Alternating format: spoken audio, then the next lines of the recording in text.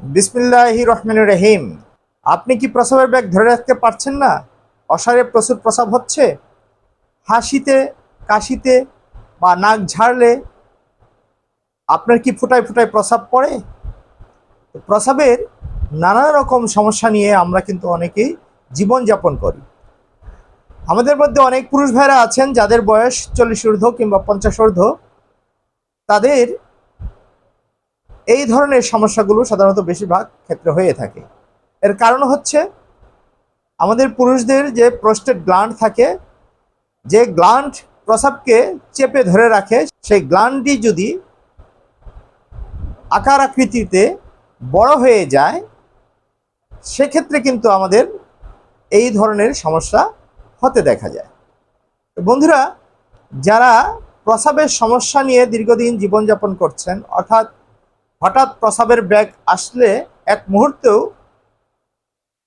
সহ্য করতে পারেন না, দৌড়ায় প্রস্রাব করতে যেতে হয়, এই ধরনের। আবার অনেকেই আছেন কাশতে গেলে, হাঁচি দিলে কিংবা নাক ঝাড় দিলে অসারে ফুটায় ফুটায় প্রস্রাব হতে থাকে। আবার অনেকেই আছেন প্রস্রাব করার পরও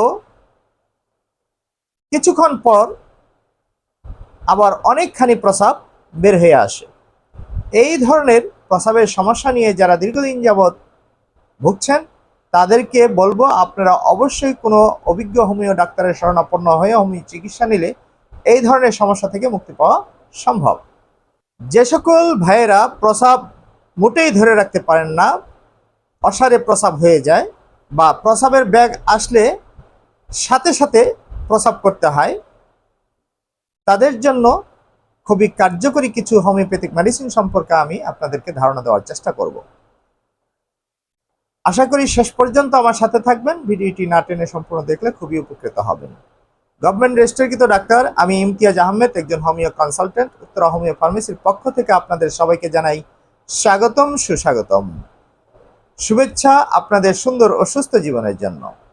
খুব সংক্ষিপ্তভাবে আমি আপনাদেরকে জানানোর চেষ্টা করব, যে সকল ভাইয়েরা প্রস্রাবের ব্যাগ মোটেই ধরে রাখতে পারেন না, অসারে প্রচুর প্রস্রাব হয়ে যায়, কাশি দিলে, হাঁচি দিলে কিংবা নাক ঝাড়তে গেলেই যাদের ফুটায় ফুটায় অসারে প্রস্রাব হয়, তাদের জন্য মেডিসিন হচ্ছে কোস্টিকাম 200।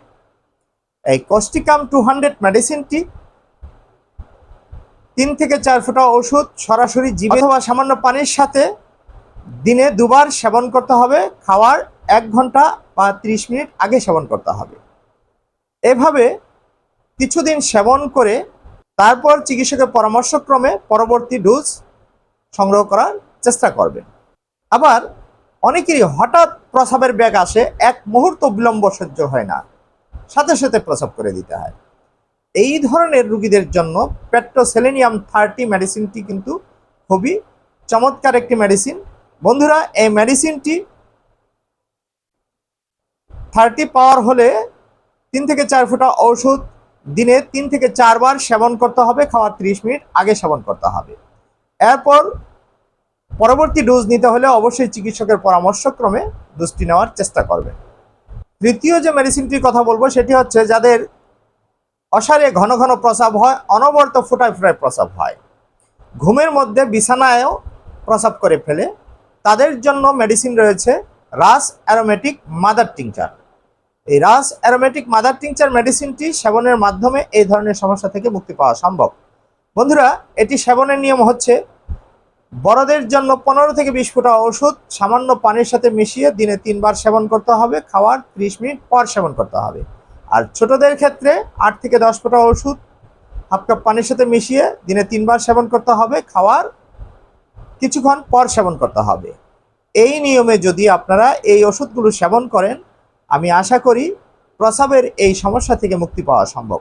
আপনারা সবাই জানেন হোমিওপ্যাথি চিকিৎসা পদ্ধতিটা লক্ষণ ভিত্তিক চিকিৎসা পদ্ধতি। অবশ্যই লক্ষণ সাদৃশ্যে ঔষধ সেবন করার চেষ্টা করবেন, তাহলে ইনশাল্লাহ শতভাগ উপকৃত হবেন। অন্যথায় আপনার টাকা বিফলে চলে যাবে। তো বন্ধুরা, প্রস্রাবের আরও অনেক মেডিসিন আছে। আমি পরবর্তী ভিডিওতে আপনাদের আরও কিছু মেডিসিন সম্পর্কে জানানোর চেষ্টা করব। সে পর্যন্ত আমার সাথেই থাকবেন। আপনাদের সুস্থ জীবন কামনা করে আজকের মতো বিদায় নিচ্ছি। সবাই ভালো থাকবেন, সুস্থ থাকবেন। আল্লাহ হাফেজ।